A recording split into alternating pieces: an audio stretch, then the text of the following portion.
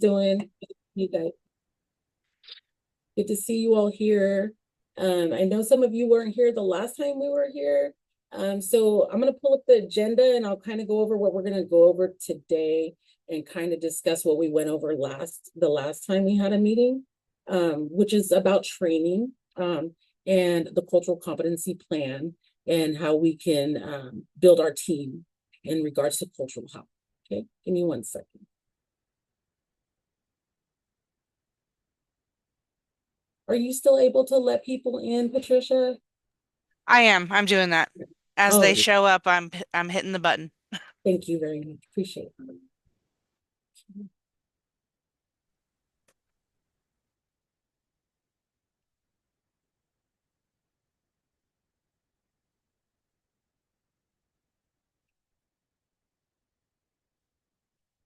Yeah, we'll give everybody a few minutes to get on Zoom.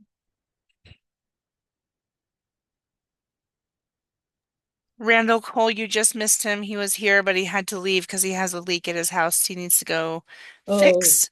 okay. So, I told him we'd be sending out a recording and that we'll see him at the next one.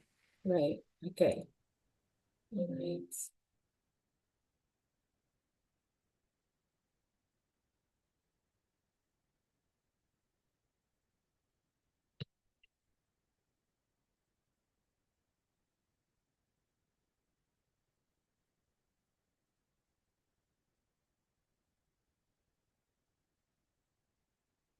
All right. Let me share my screen now. I have the agenda pulled in.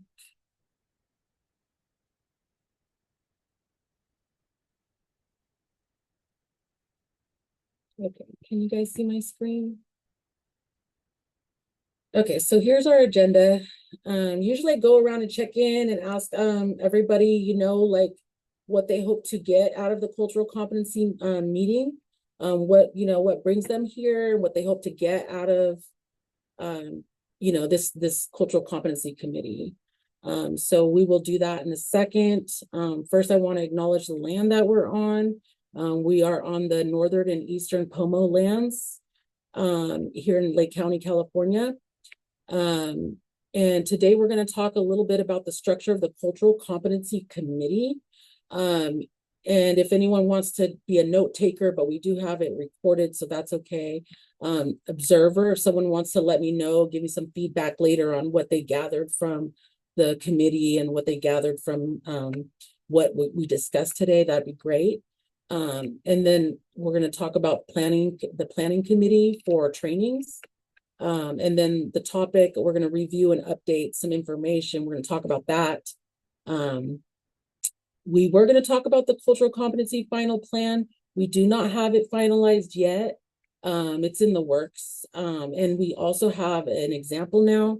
So Stanislaus they have submitted their final plan, and that's like that's a recommended cultural competency plan for us to utilize as an example. So Stanislaus County, if you go online, you can look up Stanislaus County and see their cultural competency plan for California through DHCS.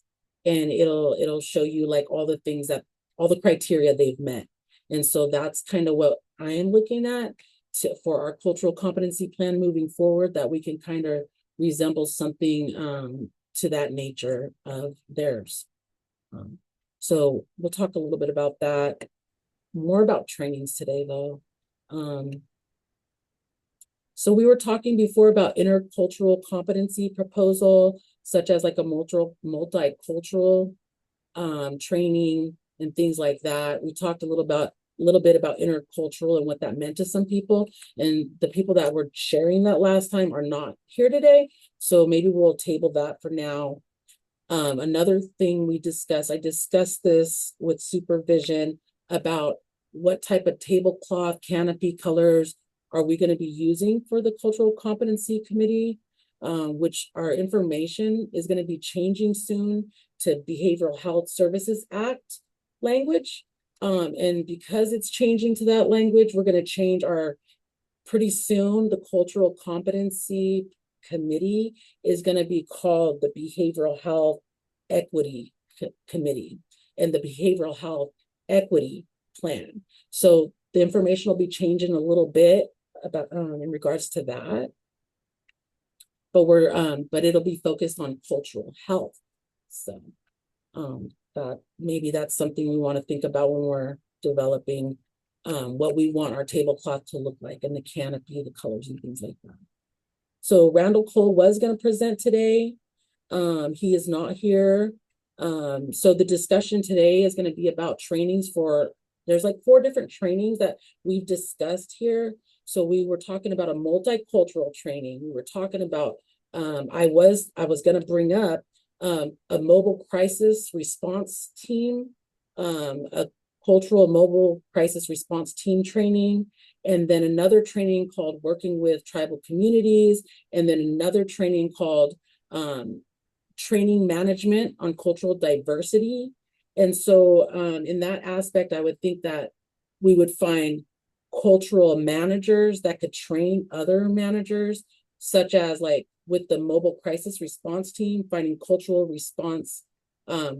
crisis response teams that can train that specific group. So that's kind of how we want to work on that. Same with the multicultural, from different people from different backgrounds, having that, having them train. And then working with tribal communities, maybe some leaders in the tribal community to help train also. So we'll be talking about that. And then we were talking about a peer support center for African American people. Randall was going to discuss that a little bit, and he's not here. And that'll be concluding our meeting for today when we get there, okay? And then we'll discuss what we're going to be doing next after that. So I just kind of want to stop sharing for a minute and go around the Zoom room and just like check in with you guys, and hopefully you guys can share like what brings you here, what you hope to get out of the cultural competency committee. I'll start over on my left. That's Timothy. Hey Raven. Yeah, so I figured this would be a very important meeting to attend with regards to learning just the different members in our community, what they value, what would be appropriate, and how to respond and serve them. And it seems like an important work that's valuable to the organization itself. I see that there are a few prominent people that I know that I've worked with so far in my time here that I've attended this meeting. And it seems important to actually understand where Lake County Behavioral Health stands in regards to basically inclusivity and trying to forward those values. Thank you, Timothy. Anybody want to go next? Hello, everyone. I introduced myself previously, but it's been a while. Saul Sanabria from the County Veteran Service Office. And, sadly, even though there's a lot of federal funding to support services and benefits through the Department of Veterans Affairs, there's a lot of individuals who served who not necessarily have or reflect honorable discharge. And by not having an honorable discharge or general discharge, then they're not entitled to receive behavioral health services, for example. So we extend our hand and try to work with behavioral health,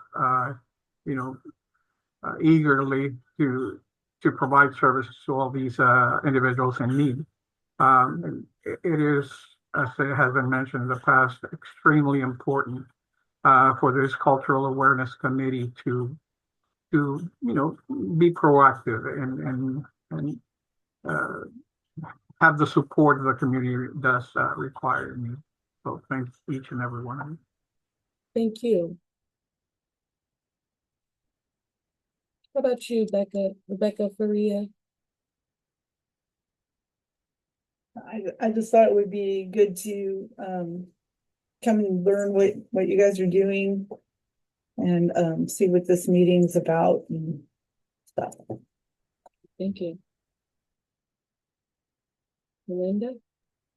Hi, yeah, my name is Melinda Lahr and I'm from Department of Social Services. This is my first time joining and it popped up on my calendar and I'm always willing to learn about how to be culturally sensitive and make sure our practices at Department of Social Services are meeting those goals in our community. And that's the key, our community. Okay. Yeah, thank you. Thank you. Chandra? Chad? Hi, I'm Chandra. I came to this meeting because I'm a little bit newer to Lake County as a whole. And so I'm hoping to learn more about the different cultures and things around here so that I can better understand and serve my clients. And sorry for the interruption. Chandra, what department are you with? I'm with the Justice Involved team. Thank you. From Lake County Behavioral Health, so she's also one of ours. I'm just I'll taking go notes. next. I'm taking notes. Good morning, everyone. I think I'm coming on. There I am. Hi. Good morning, everybody. April Gambra, Deputy Director, overseeing both mental health and substance use services for Lake County Behavioral Health. This is my first meeting in attendance, and I plan on attending moving forward. I'm here, of course, first and foremost, as a community member wanting to learn. But secondly, to know how, as an executive leader in my department, how I can support the efforts of this committee and really kind of take some of the plan into action. And so that's what I'm doing here. Thank you. How about you, Kathleen Potter? There we go. Now I'm unmuted. Hold on. Sorry, technical difficulties.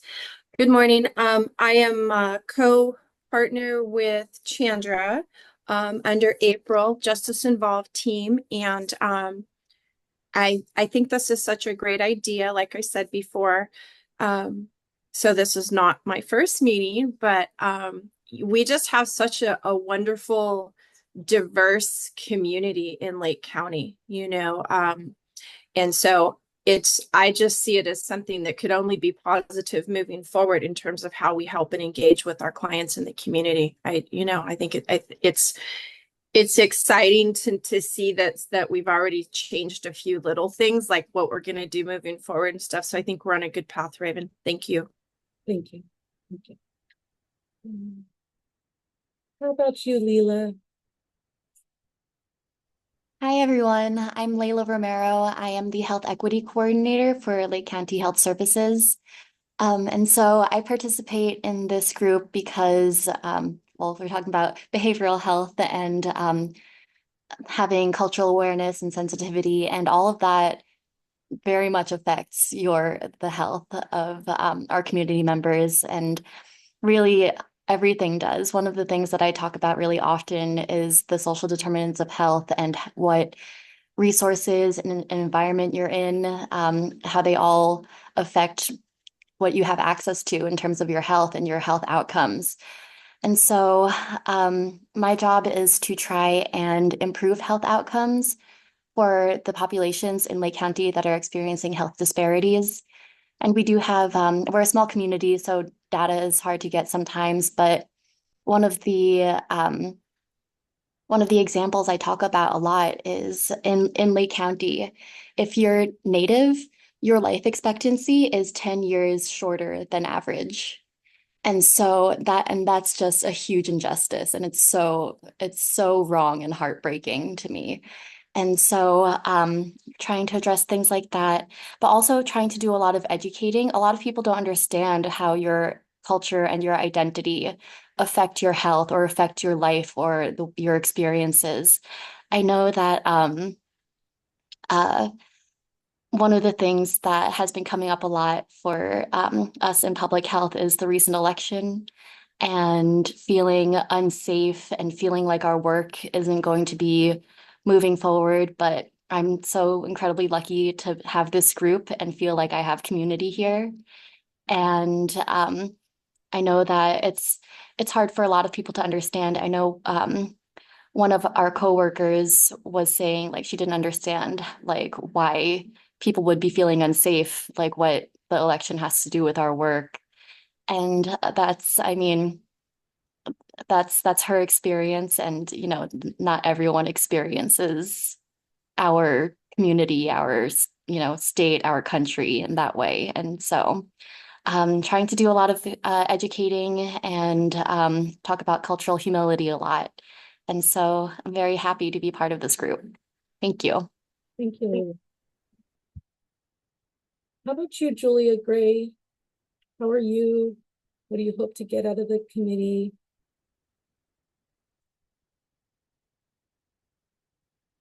Come back to you. How about Hannah?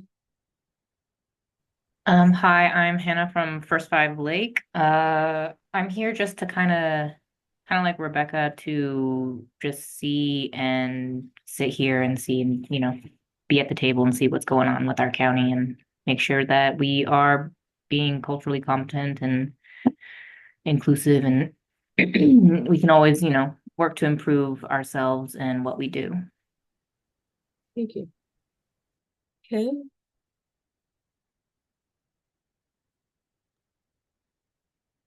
Good morning. My name is Ken. I'm a staff service analyst in compliance for SUDS. I consider myself also fairly new to Lake County.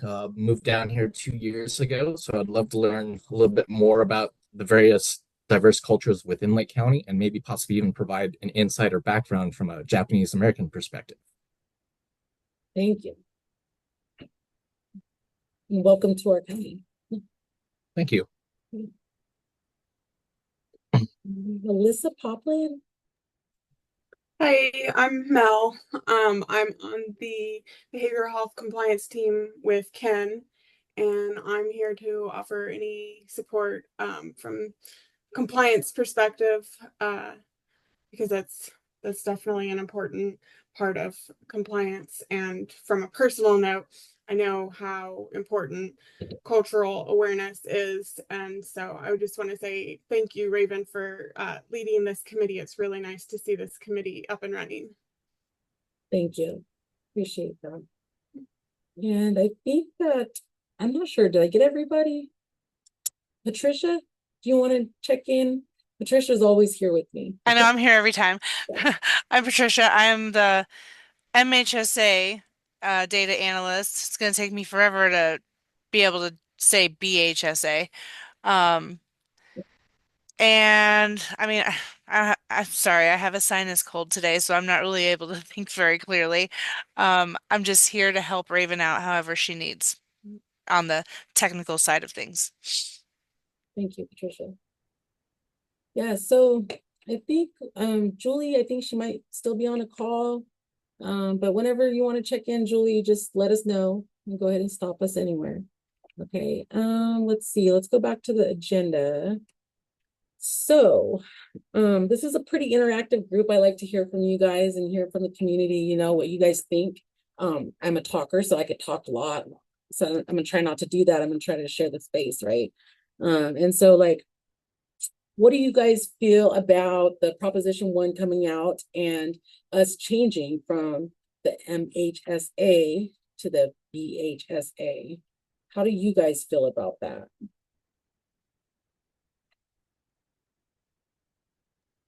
Is it something that's changing statewide? Is that what you're saying?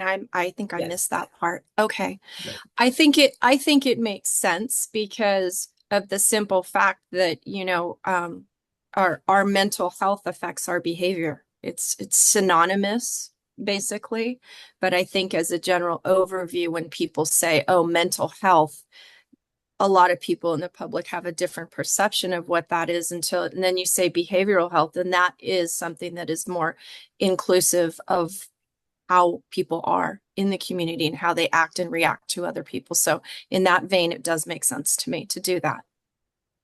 Yeah, okay, thank you. I appreciate you bringing up like the stigma, right? It's like a stigma. When you hear mental health, it's like people are scared to be you know, associated as like they have a problem and stuff. It's pretty scary for some people. I also didn't tell you guys at 11 o'clock, we'll take a break right there. We'll take a 15-minute break or yeah, we'll take about a 15-minute break so you guys can kind of decompress and then come back. Because sometimes we talk about some like really, we talk about a lot of different topics in this group. And some of them aren't so pleasant because we do got to discuss disparities also, but we also discuss solutions of how to like overcome those disparities. So we're not just stuck in a rut. I'm glad we have this platform so that we could share these things.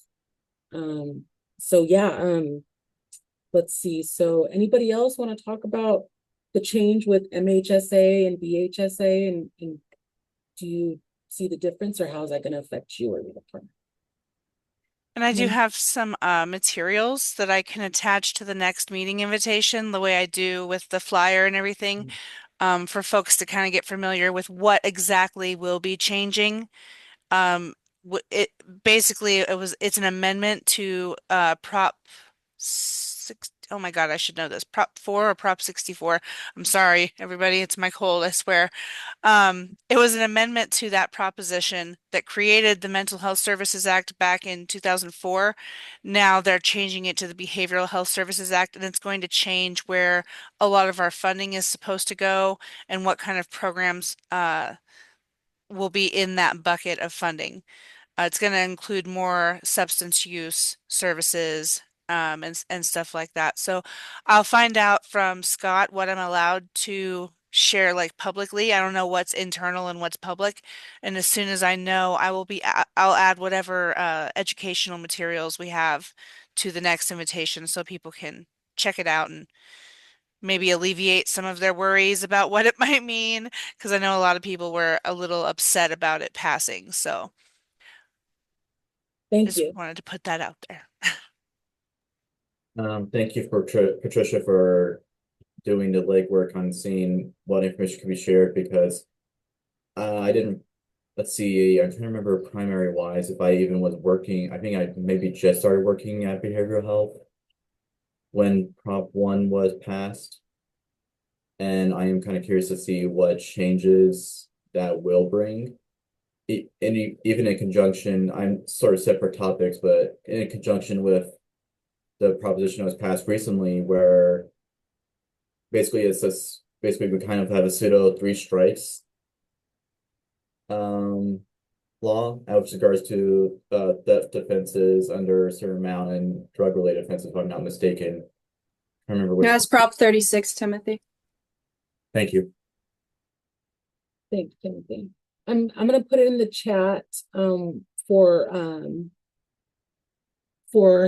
the BHSA change for the cultural competency plan. It's gonna be cultural health and a lot of language is changing, like I said, but if you want to check something out, you can go to Think Cultural Health here with the hhs.gov and learn a little bit about cultural health and the new implementations that are going to be changing for cultural health. But yeah, there are a lot of changes. I don't know if I can cover them today. The cultural piece, I think I got that a little bit. I can also share their overview with you real quick, if that helps. Let's see here. Okay, so here's this. It's about this program. So if you go to the link I sent you, it's about Think Cultural Health. It's an educational perspective, and then there's behavioral health here. So there's education, and then it's the overview. And then there's like, you could begin a training here, improving cultural competency for behavioral health professionals. And then so all aspects of providers and a client's cultural identity influence the therapeutic process. So when it's talking about all of us, right? Inclusively, like it's talking about us as professionals, us as maybe in our personal life, like what was our personal life like? Did we grow up around racism? Did we have a racist family? Did we act in that way? Were we scared Were we victims of it? Were we oppressors too? And that's a question for everyone, not just one walk of life. It's a question for every walk of life to ask, like, what was my upbringing like? Did I even notice? Did I even notice the biases in my family, right? Or did I notice how my family would be more culturally open, right? So that's a question for every one of us. So if they have that course here, and what it's talking about is like introduction to cultural and linguistic competency. One of the things, let me talk to you about linguistic competency. Okay, so one of the things I learned today, so before this meeting, I was in a regional meeting with equity service managers working on this stuff as well. And the linguistic plan for BHSA that's coming up is pretty soon. We're going to have like these, like, we're supposed to have like 3 iPads in each department. And it's going to have like so many different languages on it, including a selection for Braille. And it's geared towards how are we meeting the needs of our diverse communities, and including our clients that struggle with disabilities, right? Or abilities. Like we're going to have like more information about that. And I think there's like a little computer that's going to be in each department also, or each agency, where we're going to have to, I guess, use this to like monitor data on if the criterias are being met, or if we're meeting a certain standard in addressing racial disparities and biases and things like that. So that's something for all of us to like kind of keep in mind or look out for when that starts happening. Like, how are we being culturally sensitive, and how do I monitor myself in being culturally sensitive, or how do I monitor to make sure my clients are being treated so there's that. Yeah, someone has April, you have a hand? Yeah. So there are regulations that are passed down from the state about county threshold languages and how we monitor for things like access to Braille. We're currently already doing that. I don't know that each agency is going to have a tablet, but I know that each agency must identify how they're going to track that. And so it's interesting to hear that other counties are using that as a mechanism. And I'm wanting to know if you could share any resources, like any counties that are currently using them, so that we could maybe look at, because if it's going to be required for behavioral health, it's going to be required for DSS, it's going to be required, like they'll pass it down to everybody. And so if we could like learn more about that up front, that would be great. Yeah, so I think I put it in, I'm not sure if I put it in chat, but I will right now. So I'm going to send you guys a copy of Stanislaus's cultural competency plan. And they have like I told you, like their plan is a recommended example of what our plans should look like per each state. And so I will send this to you guys so you guys can get an understanding of the cultural stuff that's going to change. And when we talk about culture, we're talking about all different types of races, genders, those in poverty, single parents. We're talking about people with disability. Like, it's not just for race, it's for all of us. Like, I know that life affects all of you in all of your walks of life. Like, I want to know about those things. Like, what's going on? What are those disparities in your life, like, that are holding you back from, engaging with others or being one, right? That's what we're so to help educate this group, I have a request from Patricia. So Raven, thank you. You did put that in the meeting invite, Stanislaus County's competency plan. And I understand that the state DHCS is recommending that as a approved plan, so we can adopt many of the things in there. But my request is from Patricia to pull up all regulations on what the requirements are. If you can do that, so that we can take Stan County's example and then what we're required to do to develop our own, because I'm not sure what the population is or like the demographics are for Stanislaus County and how they compare to ours. Like, I don't know if their secondary threshold language is Spanish. I don't know if they have a high Native community population. I don't know, like for us, we're underserving African American and Asian communities. Like, that's often not on our and so if we could pull up those documents and then have them so we can compare like their demographics compared to ours and what we want to do, I think that that would be cool. Yeah, so I think everyone has a copy, but we can send that out again. So it's in our criterions. So I'll pull up our criterions. And our criterions come from 2010. And so there's like a certain, so this is what everyone operates out of. And these are the regulations and the requirements, and I will show you right now. Do you know if there's going to be new ones? Because 2010 doesn't match the BHSA. Yeah, no. So if you look at all the new ones, they all tie back to the 2010 criterion.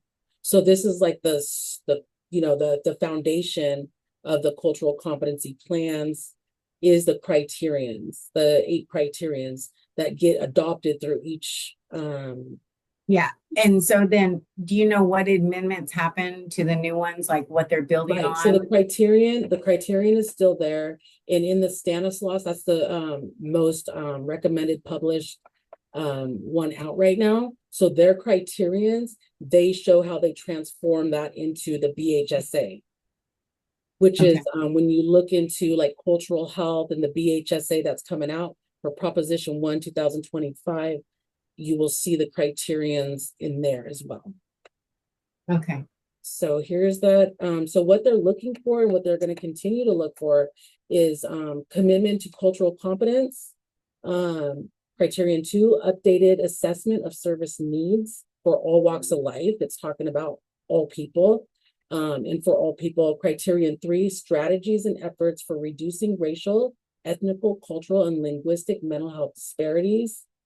Criterion 4, client, family, member, community, committee, integration of the committee within the county mental health system. They might change that to behavioral health system or something like that. Criterion 5, culturally competent training activities. Criterion 6, county's commitment to growing a multicultural workforce, hiring and retaining culturally and linguistically competent staff. Criterion 7, language capacity.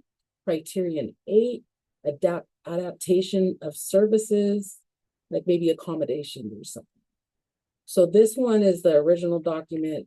I know some of you that were here last time have information about cultural health.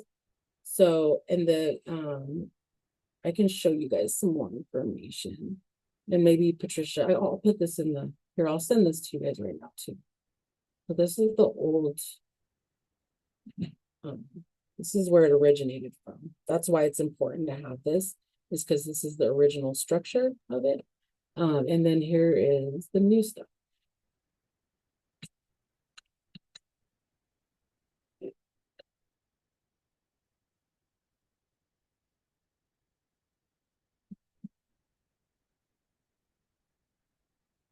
And it goes back to the cultural health thing. So think cultural health. Okay. Here. I can show, so you probably go to that website. It says, what is class? So this is the new language. It's kind of not new to some of us. Like some of us are familiar with class, but this is going to be the new language out when in 2025.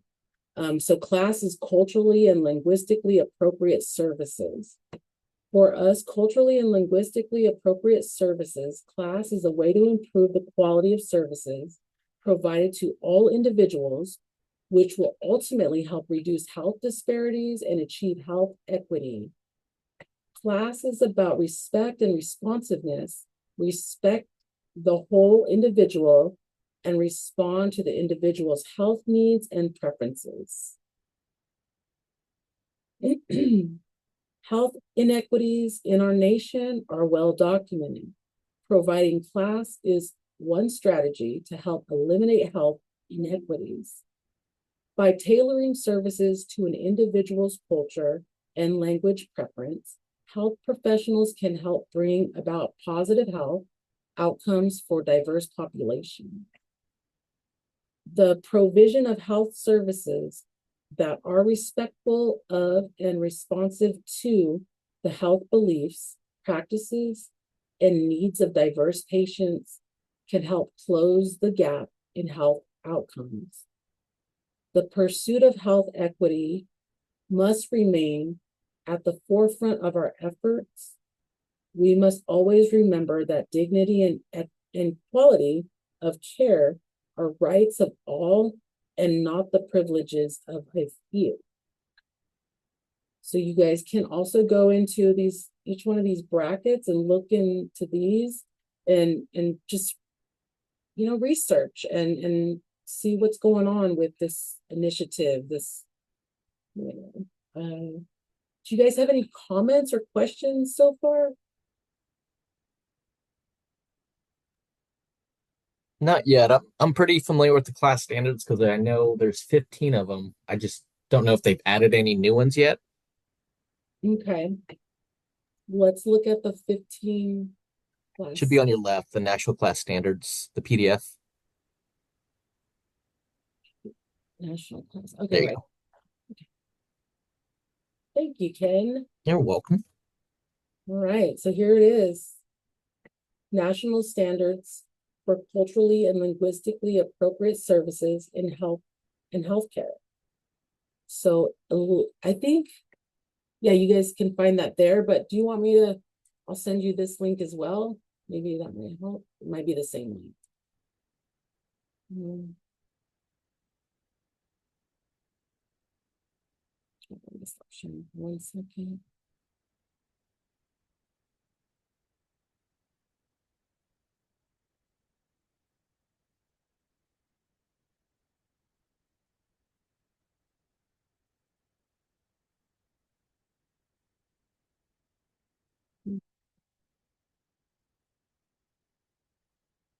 Here we are.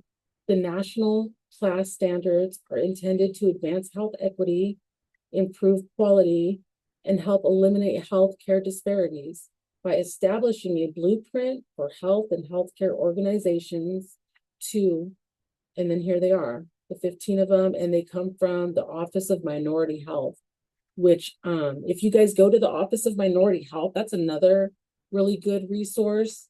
The Office of Minority Health, that's where I got my hold on 1 second. That's where I got this, like when I turn my video off, so that it says Native American Heritage Month. This is where I got that, was from Office of Minority Health. Every month they have like little, overviews of things and backgrounds and things like that. So this month is Native American Heritage Month. So today is Rural Health Day. And so they have things like that, right? They have like for every month, they're going to have like different things that you can put in your background to show that you support like, like mental health month. What is it? Mental Health Awareness Month. They'll have like a bunch of stuff for that. Like anything you could think of, like that has to do with like cultural health and bringing awareness to someone's what might help them.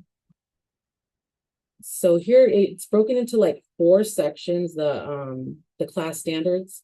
So the principal standard, the governance, leadership, and workforce. So these are the things that it's calling out to be addressed with our committee and things that we need to work towards, getting the flow of this type of stuff working. So communication and language assistance and engagement, continuous improvement, and accountability. So Raven, I noticed something. Yeah. In the third group here, 5 through 8, it's talking about language assistance. And it's not so much that it's a culture, but each group of people does have their own culture, and something that I've been part of in terms of intakes and pre-assessments and stuff like that has been just a small, very small handful or percentage of clients in the county in different aspects that I've worked in over the last 8 years as a county employee, but people with ASL that are deaf. So for instance, trying to get an interpreter, we all know what the language lines are and everything, but the couple of times, probably maybe 5 times, 6 times that I've had to have an interpreter for ASL, it's not as common, but it's fascinating. I don't know how to communicate that way, but that, people who have those types of challenges, that kind of is their own little cultural thing. It's not an ethnic thing for certain, but it is a language barrier, and it is something that I know with us, Vanessa has assisted me in obtaining somebody that could Zoom for us to assist the clients with the sign language, Yeah. because that's a whole nother aspect of including another aspect of our population that's here in the county. Did you ever find out who she used, Kathleen? Like, was it Taylor Living? I don't.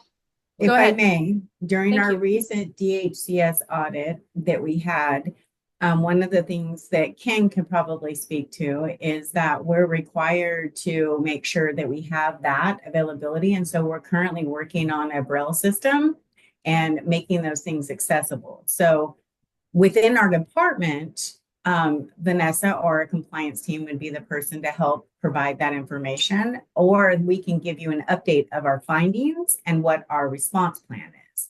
So if I could make a request from Ken to provide Raven what our cap is when we get it on how we're going to be addressing them, that would be helpful. And then maybe look at using this committee to give feedback on what our response was to kind of strengthen it, right? So sharing that with the committee that what we're planning on doing, and then allowing them to provide feedback on that would be probably ahead of the curve, actually. So good plan.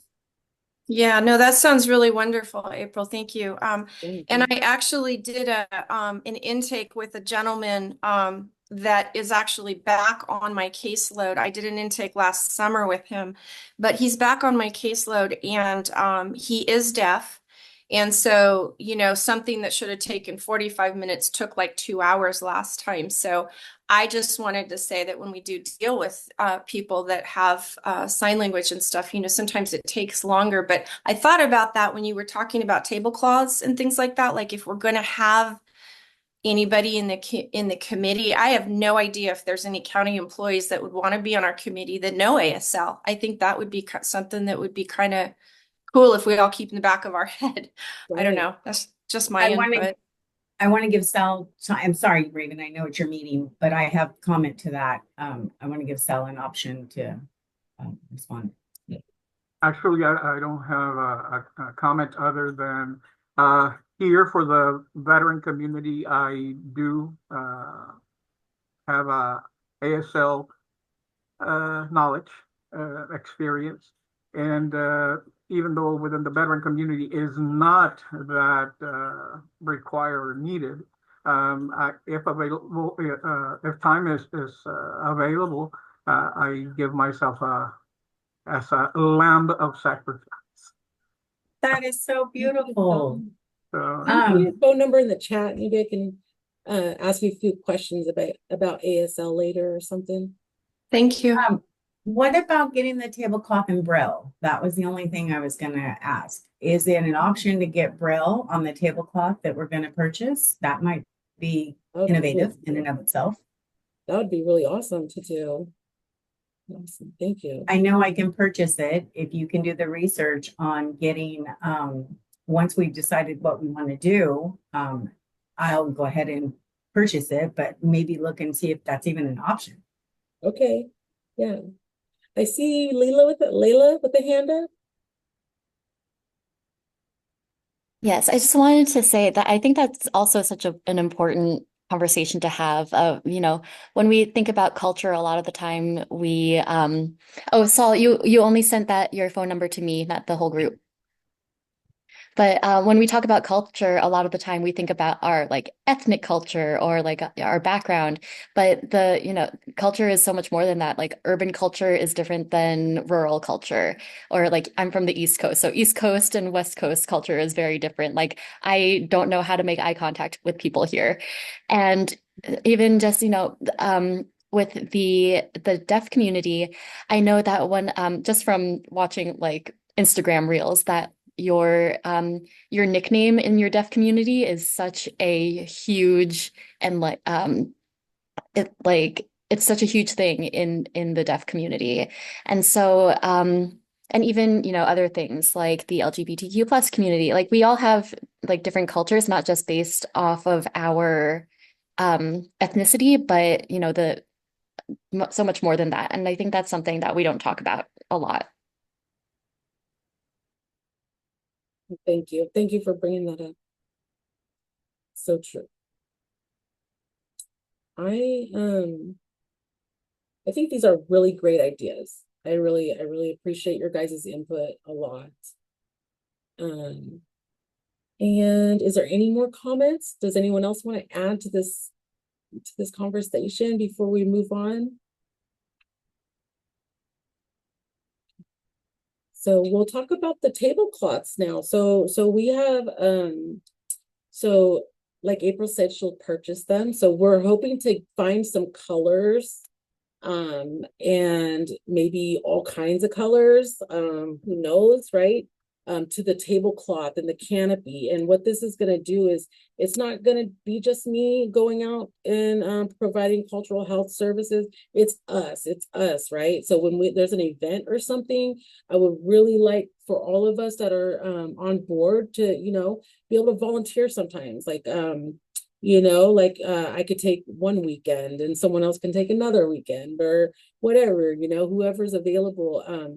But to just provide information about cultural health and maybe the national standards, and start bringing awareness to our community that there are cultural standards. There are, things that we can go by to be more culturally sensitive and stuff. Does that make sense?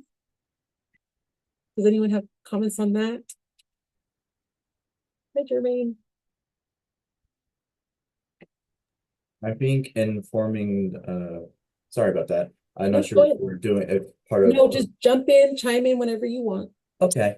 I would say one thing that comes to mind is I see a lot with the populations we serve is that education for them on how to advocate for themselves and really knowing the standards is really important because I think one thing our communities lack, particularly those that are the population we served, is trying to find a way to appropriately advocate for their rights and to be respected. Because oftentimes we'll hear, well, that was really unprofessional. They did something, they did so and so, and I was offended by that. Which I think that's fine, but it's helpful if they understand what the standards are exactly so they can frame it correctly so we can better address those issues and better meet them. Right. Thank you for sharing that because that's oftentimes a big breakdown, right? Where the person that has the narrative, they say a narrative a certain way, like that's unprofessional. I was offended by that. That's their narrative. And it oftentimes goes against like cultural standards of that being the only narrative that needs to be heard. And so when you do look through these standards here, you're able to see how that could have been collaborated or understood instead of like divided and like that person was bad because they were not professional or that person was bad because like instead of like looking at things like that, it should be like a collaborated narrative. That makes sense. I'd just like to add, so I'm also part of the Quality Improvement and Health Equity Committee for Partnership Health Plan. And that's something that we were discussing in our meeting just, I think, 2 days ago, that they had the breakdown by race and ethnicity for complaints of discrimination. And they're, I'm so sorry if you can hear my cat meowing. Oh, no. So they said that according to their data, the Spanish-speaking patient complaints were the lowest, but they don't know if it's because does the Spanish-speaking population just not are they just not aware that they can report discrimination or make complaints. And so that I think that educating on being able to advocate for yourself is huge. I know I have personal experience with it, like not knowing what I can do or like not even feeling safe or confident enough to bring it up. So that's a wonderful idea. Thank you.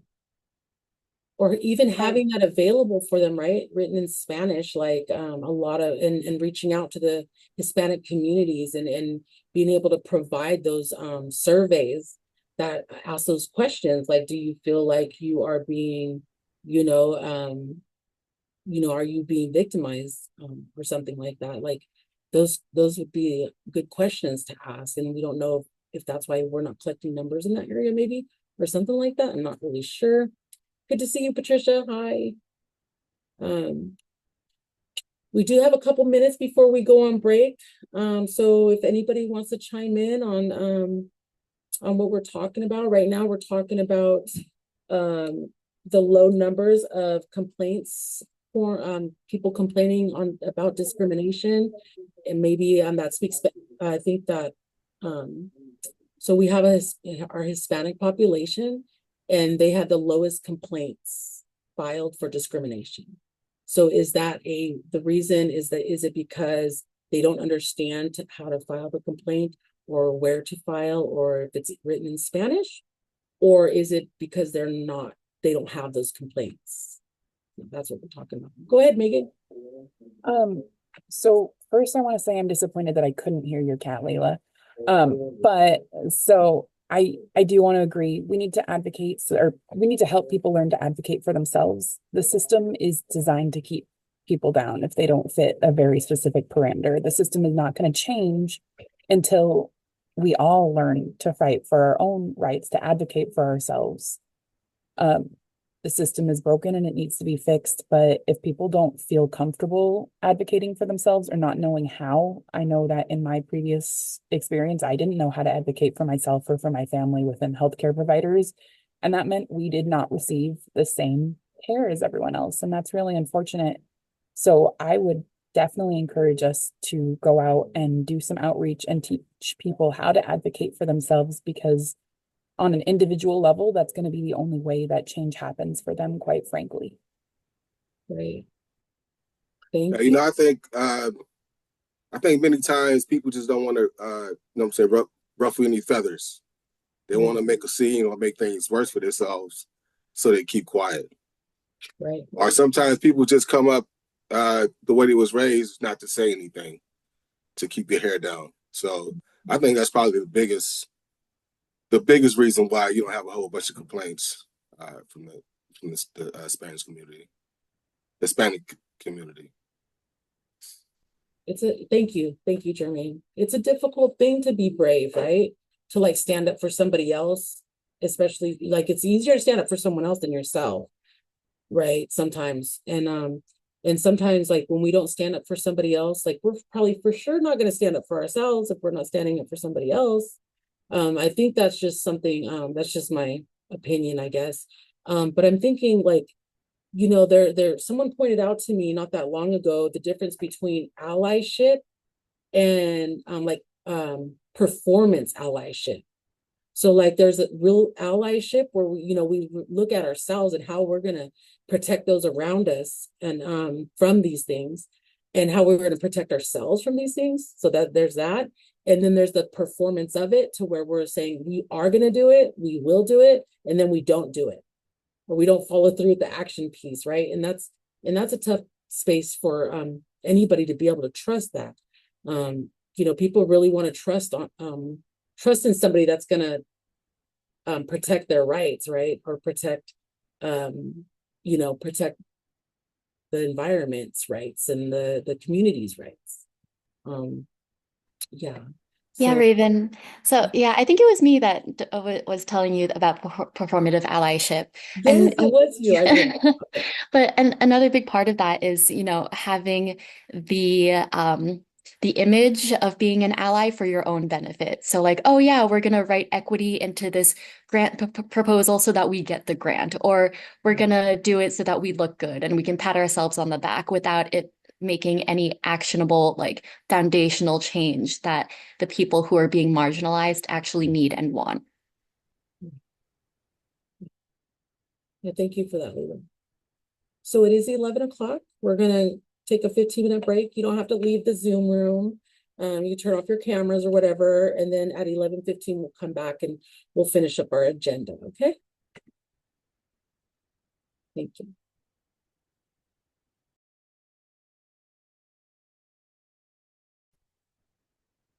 Did I say something that was bad? I got booted out. Oh, we were on a 15-minute break. I accidentally closed it, or there was Oh. some update. Sorry, I was making it funny. No, that's okay. I laughed, April. I laughed. Thank you.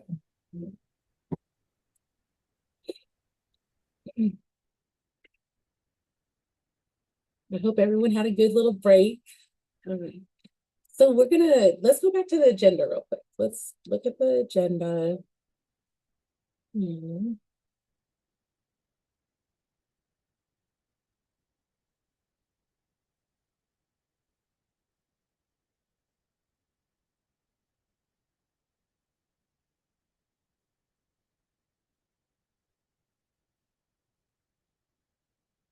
So here's the agenda.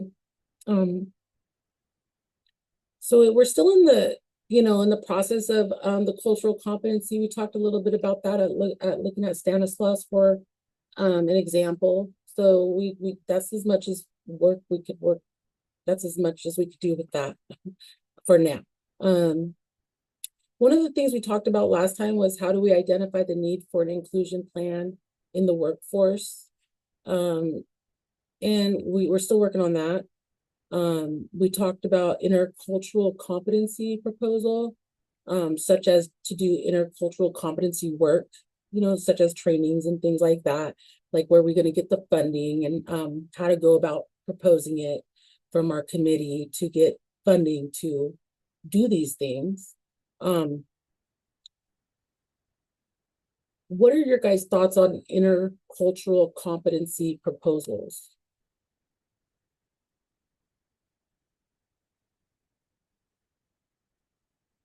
Has anyone ever wrote a intercultural competency proposal or something similar, or something in regards to like a cultural proposal?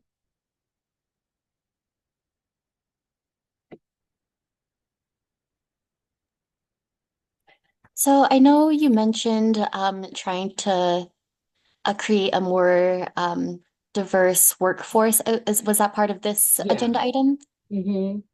So one of the things that I proposed at my department was creating a diverse hiring panel, like making sure that we have some like more representation on our hiring panels. Not just so that we are more like have a wider range of like thoughts and experiences in hiring, like for the people who are interviewing, but also so that the people who are interviewing see us as a more diverse organization that they could be joining. So it kind of works both ways. I know that in my department, I kind of got shut down because the thought was that because we don't have a very diverse staff, that it would be the same people on the interview panels over and over again, but then that kind of just perpetuates the issue. But I also brought the idea up to from sorry, it always takes me a minute to remember the name of this. It was the um, Community Visioning Planning Forum Committee. It was from the, I think, 2022 Board of Supervisors proclamation for a more inclusive and equitable county. They created a small committee.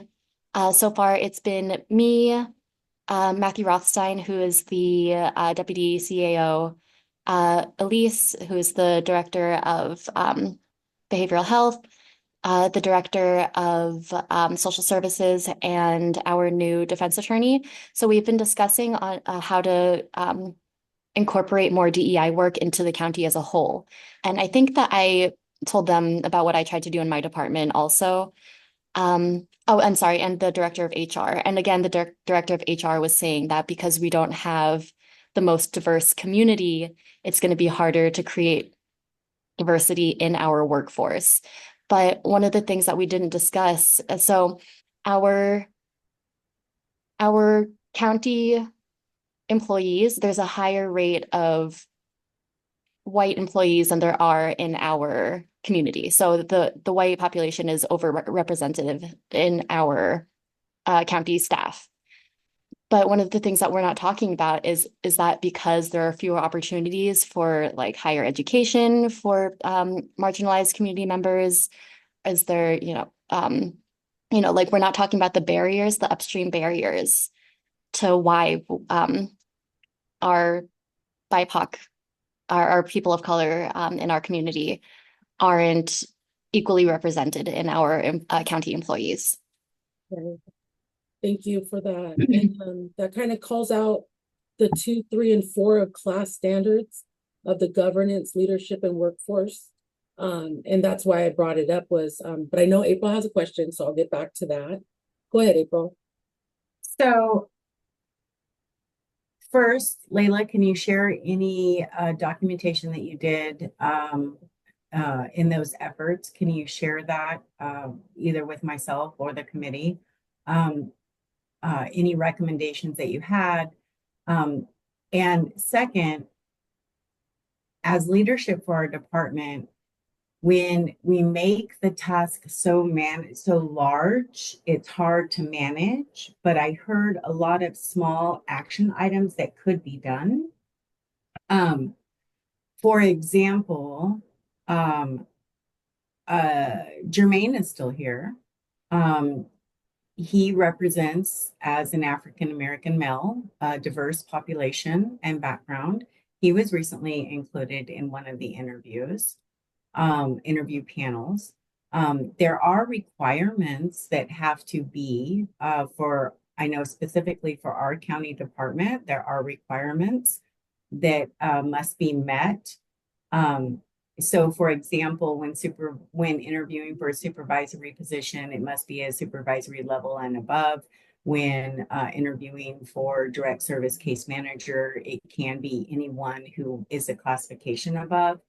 When there are panels, like there's a whole set of rules or standards that we have to abide by, but I believe there's opportunity for change to start somewhere. So I think as a department, and Layla, I just want to go back to something that you said. It is executive leadership of behavioral health goal to not meet a check mark on a box, not to just meet one of the cultural competency standards, but to embody the change, right? So when we talk about getting ahead of it, that becomes a much larger discussion. One that I'm willing to entertain, which I'm sure our director is as well. But for the department that I represent, I think that there is an already action steps to take place to include and can further include. But I think I'm interested in knowing if you guys want to know what those requirements are. So like managers can be supervised by a therapist or interviewed by a therapist. Supervisors can't be interviewed by a therapist. Case manager can be interviewed by someone with an LCSW. But those types of situations, and then it's also the number of applicants. And when we get into selecting our interview panel, leadership does that, or the supervisors do that. And so we can institute some changes, and which we have, but further advance those changes is what I'm trying to say. So Layla, if you could share with us any work that has been done. I know you said you were shot down in your department because we don't have a diverse community. We don't, but we do have a few that could potentially be woven into some of the practices that we do. And I'm willing to have those conversations. Yeah, thank you so much, April. And yes, that was one of the things that came up also is that for the position that you're interviewing for, the panel has to be like lateral or I guess above. But and again, that calls into question in my department at least, why do we only have one person of color in management or the kind of those questions, and also not just diversity in terms of ethnicity, but gender. I know our department is the majority are women, but if you are a man that's interviewing, like, would you be more comfortable if there's if you're represented in your interview panel? And I can send you some resources. I first learned about this from a webinar or that I attended through eCornell. I got my DEI certification through eCornell, and so I get some resources through there. So I can definitely send you the link for that. So I think you bring up a great point. And again, I think that this is a healthy place to have a safe conversation. And so I want to just approach this as a professional and say that in a department, so in larger cities, when you have organizations, corporations that are in management or government agencies, when there's only one position, it's hard to create diversity in that position. You just want to make sure that they're trained and they're involved in cultural practices. When you go into deputies, there are only two. And so there's an opportunity to make sure that you give preference when applying for those positions, right? And then when you get into middle management, our supervisors are diverse. It could be better, but again, we have to weigh the diversity with the qualifications and then make sure that we select appropriately. But on our management team, there are 7 managers, and there are some differences, but could be more diverse. If there were an open position, I would say that we definitely want to bring this to the table, right? So like if a position were to open, I think this committee's feedback on diversity at that level should be entertained and definitely taken into consideration. But when there are no open positions, it's hard. How do we as a community or an organization create diversity in an infrastructure that is already locked, right? So we can't fire somebody and put somebody in there. So I'm open to hearing what types of things could be done. So what types of things that could be done? I think that everybody that's been studying like structural oppression and structural racism can see clearly that that's what needs to change. So it's like, it's not us fitting into the infrastructure, it's the infrastructure changing its dynamics to make it workable for all people. So that's always the argument, and that's always where it ends, to where people don't get really that much further than that. Well, let's make it not to where it ends, right? So let's say that so budget constraints are always an issue, especially with our current election and the things that are changing. There's concerns about funding going away for behavioral health across the state of California.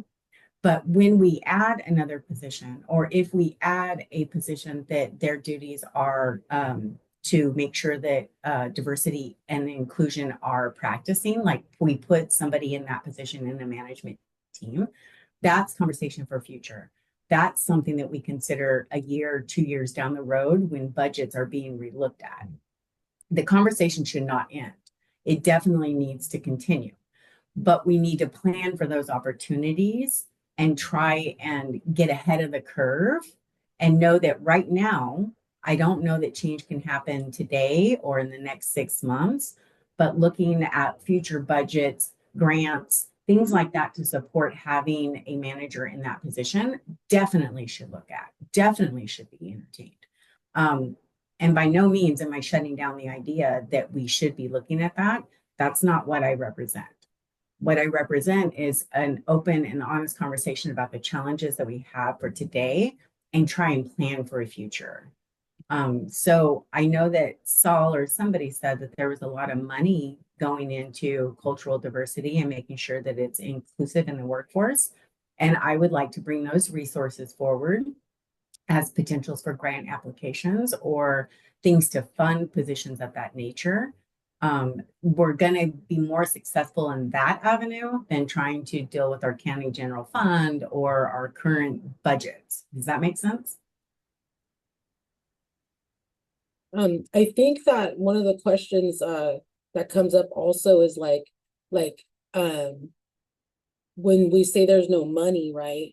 Or whatever, it's like, well, how are we getting money for culture then? If there's zero money coming into culture, then what does that mean? That means that you train the people that are there, just like Layla went out and got her certifications.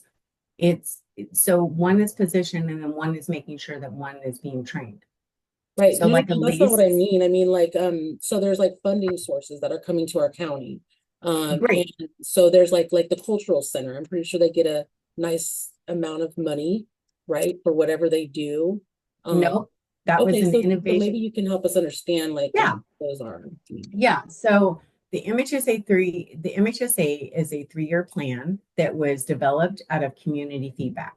So how those funds are spent is not determined by the county. Like we can't change that. That's due to public input. That's due to this committee having a voice at the next public hearing meeting, right? So every 3 years, and I believe the next one's coming up, but they went out 3 years ago and said, we need this center to approach this population. So during the next 3-year plan, everybody who has a voice, Layla, Raven, everybody in this meeting who would like to come to those meetings and say, this is what we think that these BHSA funds could be used for when addressing cultural, they could fund this position or this program or this service.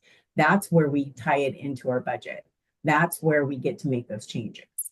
So I believe it's 2026, and Patty, correct me if I'm wrong, but I believe that we're starting to roll out community feedback now, and that would be a great place to bring how those future dollars are spent.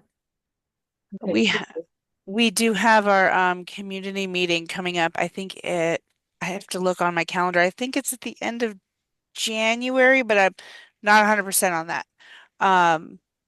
We just started scheduling those meetings, so let me just take a look at something really quick. I have it open. MHSA community meeting January 29th. We'll be reporting on our programs and receiving community feedback during that public meeting. And that's where I say we rally our troops and members from this committee to go there and say, we would like to see these types of things funded for cultural inclusion and diversity in our workforce or in our community. Layla, Raven, all of you strong advocates, that's where we need to put our voice. And everyone who received an invite to this meeting is on my mailing list for the invitations to those meetings as well. Good job. And Raven, I appreciate the ability to have that uncomfortable kind of tense conversation. It was tense for me because I'm always feeling like I'm on the defensive because I'm trying to make change and balance the stigma and the oppression and the things that have happened with what realistically could happen. So I appreciate that. I appreciate this forum and everybody entertaining that, because what just came from that was an opportunity for hope, right? An opportunity to make change. So thank you for that. Thank you as well. Thanks for mentioning that, April, because I know that one of the things that we say a lot in this kind of work is getting comfortable being uncomfortable. Because I know I've mentioned it before, like I don't think that my department is comfortable talking about race or sexual orientation or gender identity. And so even me bringing up the idea of trying to make our interview panels diverse was kind of, I think, uncomfortable for the supervisor that I brought it up to. And even like, because, so I don't know about your departments, but health services almost always has open positions. And so that's why I was trying to kind of use the opportunity to, hire somewhat like diversify our staff. And so not necessarily like creating new positions or needing funding for that, but even just opening up the conversation about that. And so it was kind of yeah, a little disheartening that like they weren't even willing to have that conversation. I mean, honestly, I like if the issue is that we don't have enough people of color on our staff to be able to rotate to be on interview panels, like I will be on every interview panel that I can, that I am eligible for.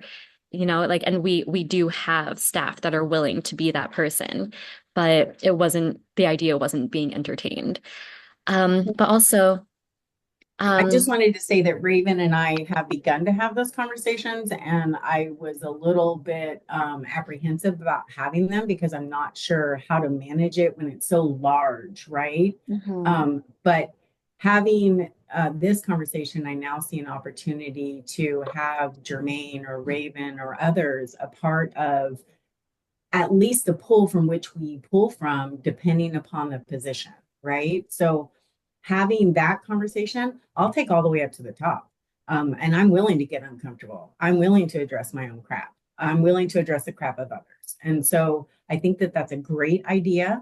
Raven had it previously, Layla, you have it, but I wanna see how we can do that moving forward for sure. Sorry, didn't mean to cut you off. Thank you, April. Thank you for that. Because a lot of the questions that come up are questions that, have came up for a long time, usually we hear the same thing, right? It's like, they're not qualified. They don't meet the criteria. There's like those number of reasons why not to are always the same ones. And they have been. It's like, okay, by we having change that perspective or change the narrative on the way we're looking at this, we might have a different answer or option. At least have diversity in the interview panel so that those that are interviewing can say, now I can see the upstream problem. Now I'm there firsthand seeing that it is mainly women or mainly men of color, or maybe, you know what I mean? So at least you're present to say, I now see a larger issue, and then we strategically address those issues. Sorry, Layla. Yeah, no, I'm jazzed. Yeah. So, yeah. Any other comments? I'll be right back. Oh, I just added in the chat the county workforce demographics. You just have to scroll down, I think, just one image to show the rates of county employees per race ethnicity versus the county population. And so it just shows which are being overrepresented in our county staff. I will definitely show that. So I'll share Thank my you for that.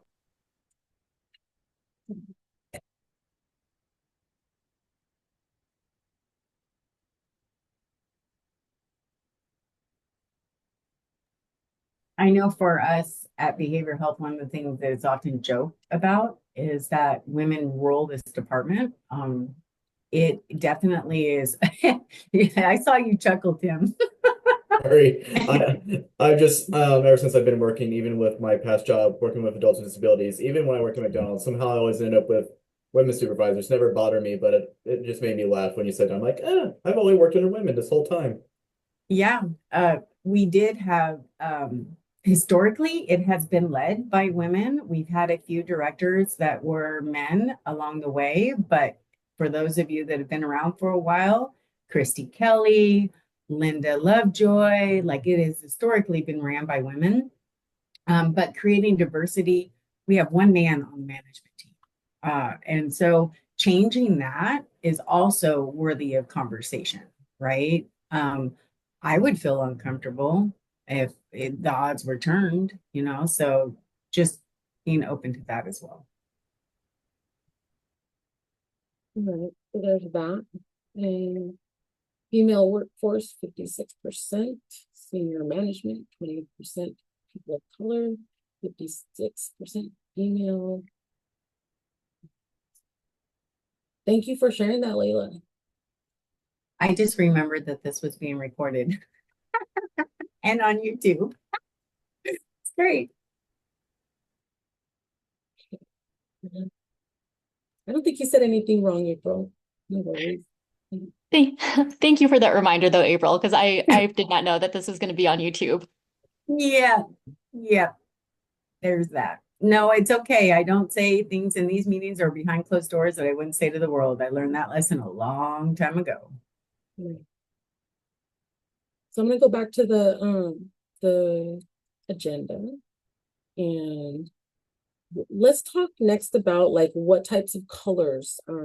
There are a couple people missing that are usually here, and so maybe we can bring this to their attention next time they show up or something, or in the meantime I could talk to them. But what are some of your guys' colors that we think, what are some of the colors that we think need to be included in our cultural health tablecloth and canopy?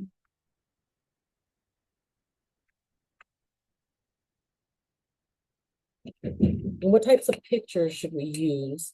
Should we use something from like a local artist, something that, represents all walks of life? What do you guys think? So initially, my thought is that if we try to include everyone, we will oddly exclude someone. It's just inevitable that it works out that way. So I was wondering how we could approach that. And your idea of a local artist, I really appreciate, because then that's a new chapter, a new phase representing, inclusion and diversity. And I like that idea. I do. Okay. All right. What's I the know that. Go ahead, Tim. Sorry. Oh no, I'm sorry. What's the time frame for in terms of like when we pick a tablecloth color or canopy colors, for instance, is that for like about a year, or can that change with time? Because if that changes with time in terms of like say seasons or months, maybe months a little bit too much because that'd be like doing a different thing every month. But in terms of like years, it could be different. It could be representing for different cultures and kind of like changing it over time to represent the different cultures. So Right. maybe like a set of colors kind of to more from like a local artist would maybe have a design for 1 year, and then another year would be another design from a different artist possibly. So do you know how like when someone starts like an agency or a corporation or something, they first find a logo, right? And they have this logo that represents, and it's going to represent for probably a long time. So like if there was some type of logo that we would do, what colors would it be? That's kind of where my mind's at, I guess, is like, would it be a bunch of like a bunch of different colored hands? Like people see that one, right? Where there's like a bunch of different colored hands in locking. So there's that.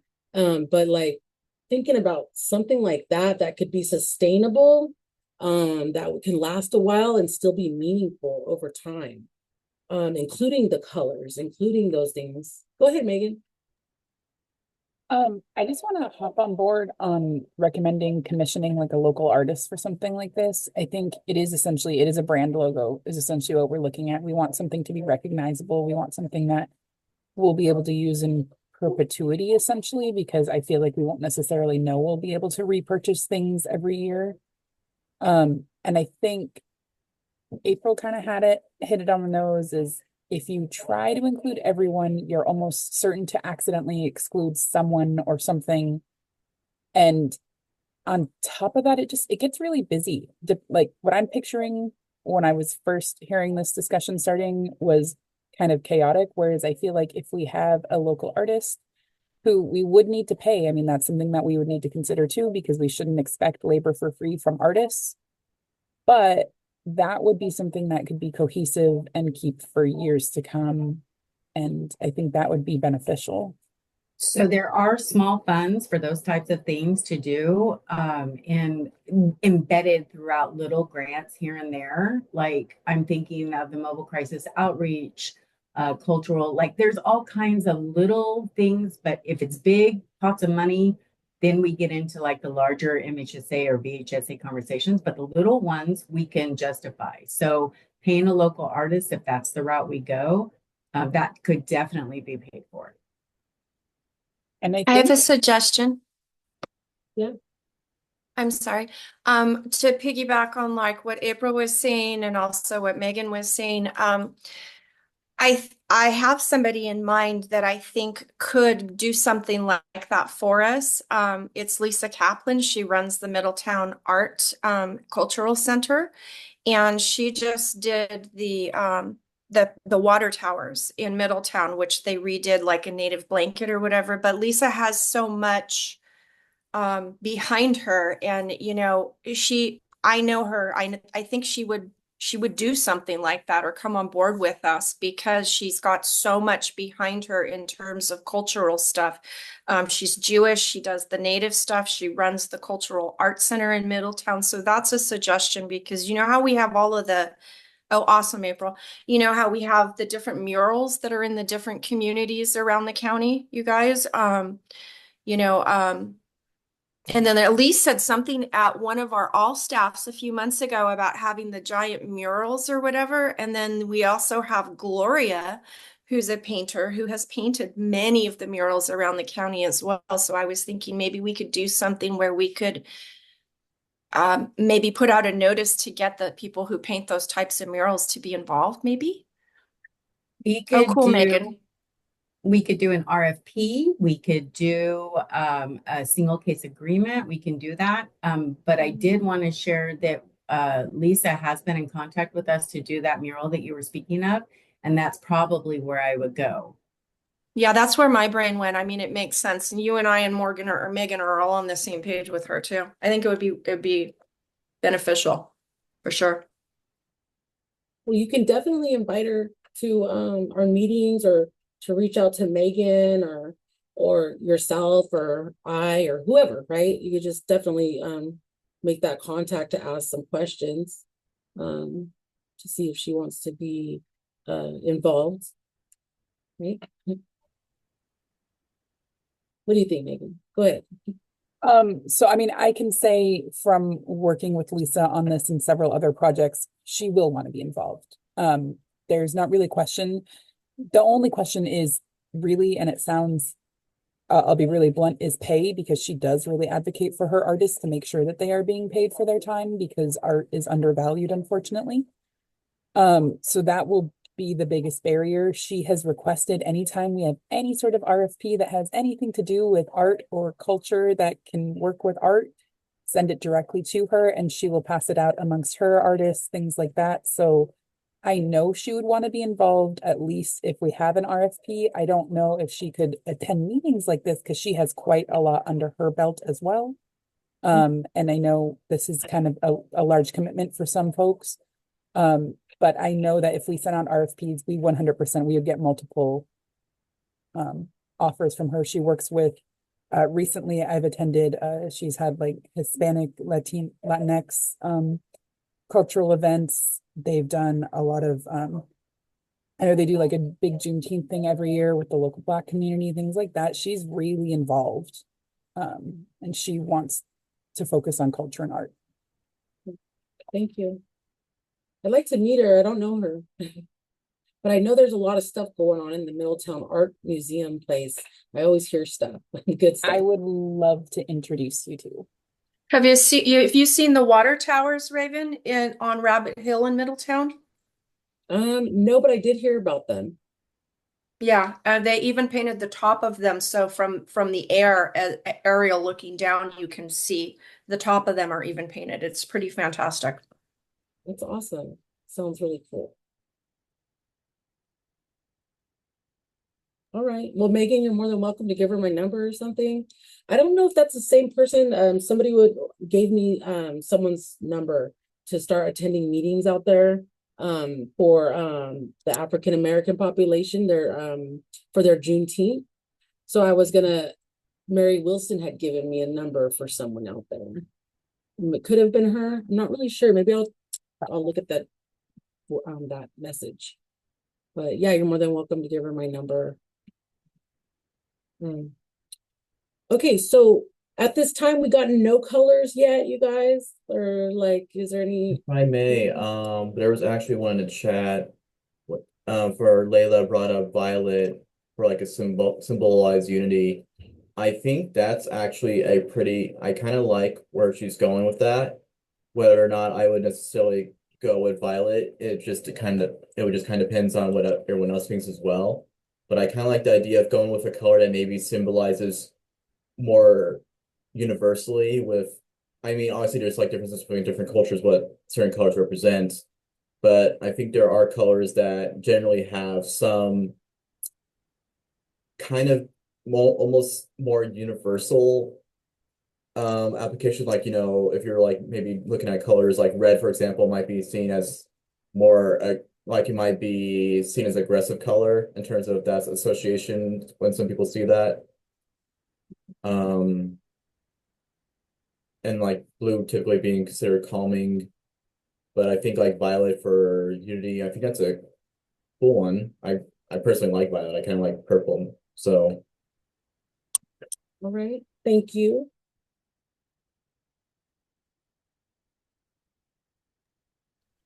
I because I didn't know that red was aggressive. That red is part of many cultures' flags. Yeah, explain that to me. it's more from my understanding, keep in mind I'm not actually a scientist, so I don't have like the backing of it, but I'm wondering if that's could be something. Oh, Megan, you have a way to jump on here? It is cultural. So just to expand, yes, Timothy, you were totally right. In a lot of Western cultures, it is something that's perceived as aggression, like that they correlate. Whereas like in other cultures, red is associated with luck. So it's very much a cultural thing and dependent on the culture of the area.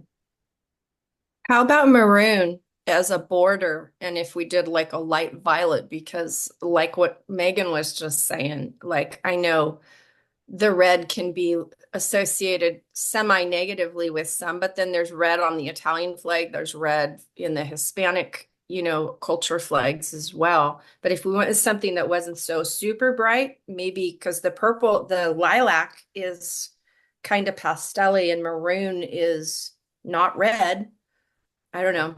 Just a thought as a border.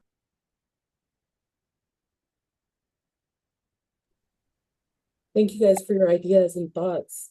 This is helpful, and we'll keep talking about this. So we won't make our decision today. We'll kind of bring it back to next time we meet and stuff. We got 9 minutes left. Let's just move on a little bit down the agenda.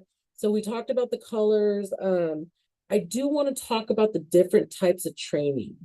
So we had so when we met last, we talked about a multicultural training, right? Having someone from each walk of life come in and share, right, about their culture, their story, their whatever it is, right? So we didn't get into detail about that part yet, but a multicultural, like all walks of life coming in and just like kind of training. So we thought about that, right? So that's where we got with that. Then it was presented to me an idea of the mobile crisis response team that oversees like all the trauma responses in our community, right, around the lake. So they have reached out and asked for a training. And so I want to know, what are your guys' thoughts about finding other mobile crisis diverse teams that can kind of train them like on their level, since they know all this crisis stuff, like so another, like maybe a diverse crisis person, or maybe another diverse crisis person from over here, and just kind of like training them on that, how to respond from a cultural perspective. What do you guys think?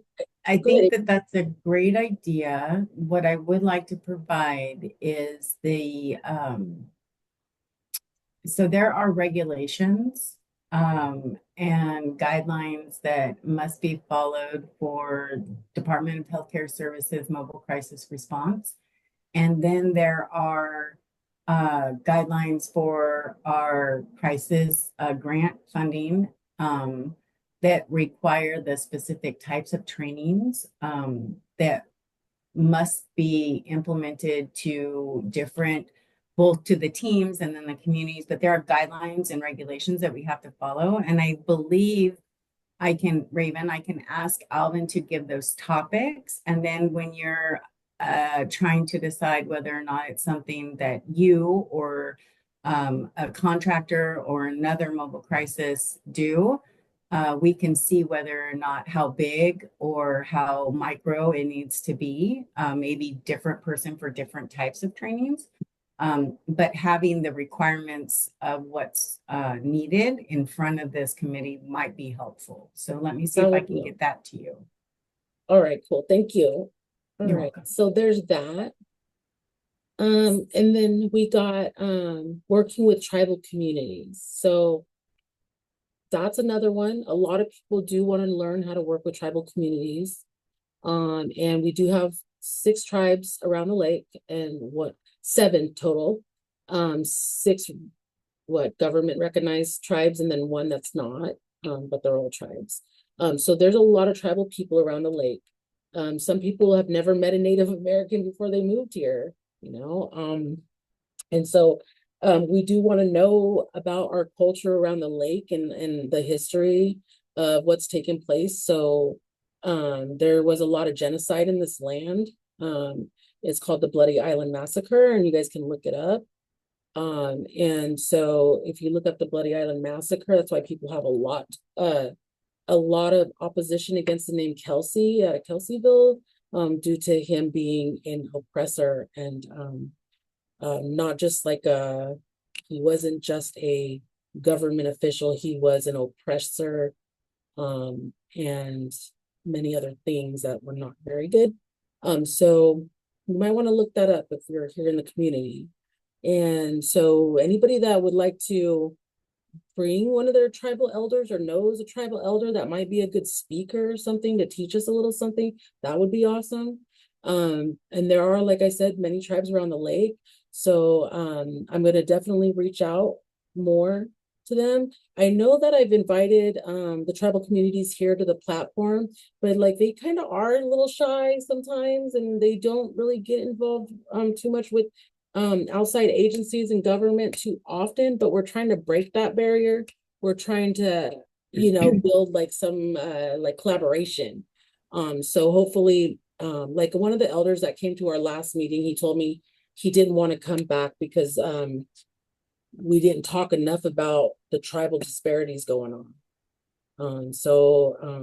I felt really sad about that. And I wanted, but I did share with him that, you know, he's more than welcome to come back and we could talk more about that if he wants to take an hour or if he wants me to make more of a platform for people that are Native to come in and speak. Like this platform's open to all walks of life and especially I want to say not just because I'm Native, but especially our tribes around here. You know, they've suffered a lot. And so I don't want to just kind of overlook that. I would like that to be acknowledged for them and the people here, that we are on their land, whatever. Raven, I really didn't want to have a lot to say during this meeting, but I can't help myself and I'm sorry. I have 2 things. So for those of you that don't know, my husband is a tribal elder. He is Coastal Miwok. He is with Grayton Rancheria. And the chairman for Grayton is a actually now nationally renowned speaker and advocate for multiple tribes throughout the U.S. It's Great Saris. And I want to offer this, but I'm also concerned that they may not be a true representation. Although they do consist of Pomo. They aren't indigenous to our community. And so I'm not sure how the committee feels about that. But they are always seeking an opportunity to educate and share and grow. And I would be willing to put my husband out there, always willing to nominate Ricky, to help me seek someone from Grayton Rancheria to participate in one or two efforts that we have going on. They're doing a lot of good work, and they're very strong advocates. They started out very small, and they have made a few good decisions.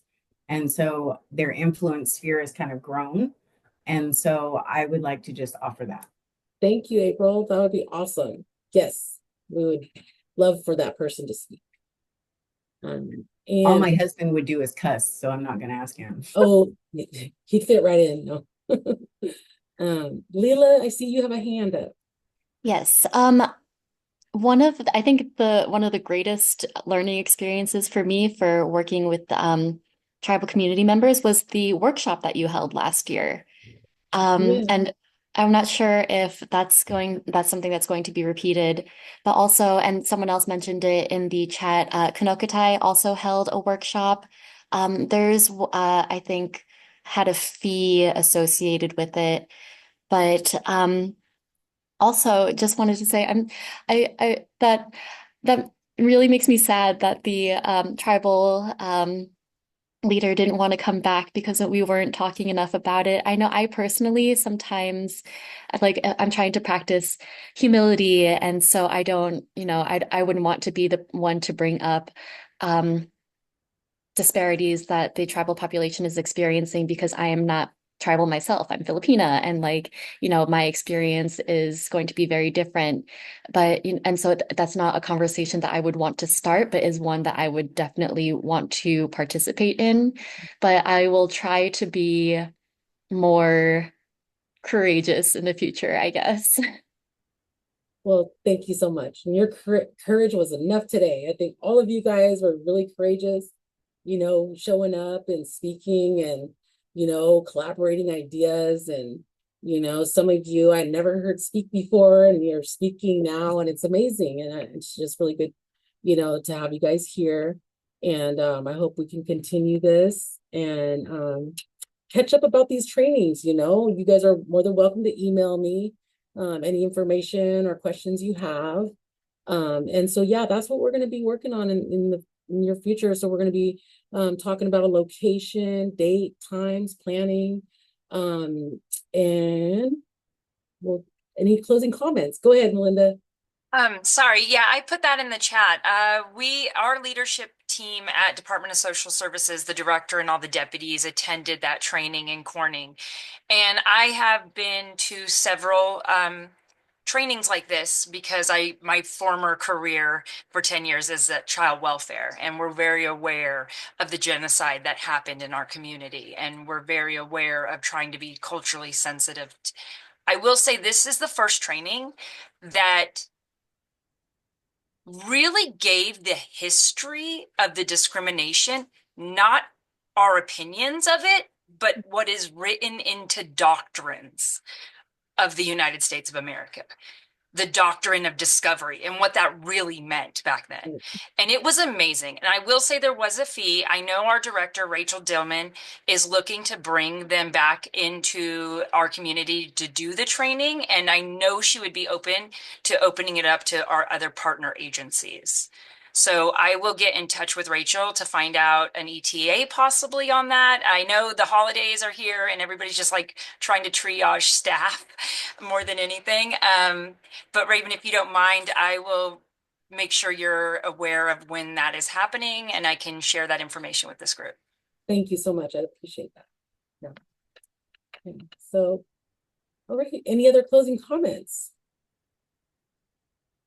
All right. Thank you all for being here, and you guys have a great day, okay? Thank you. Stay safe.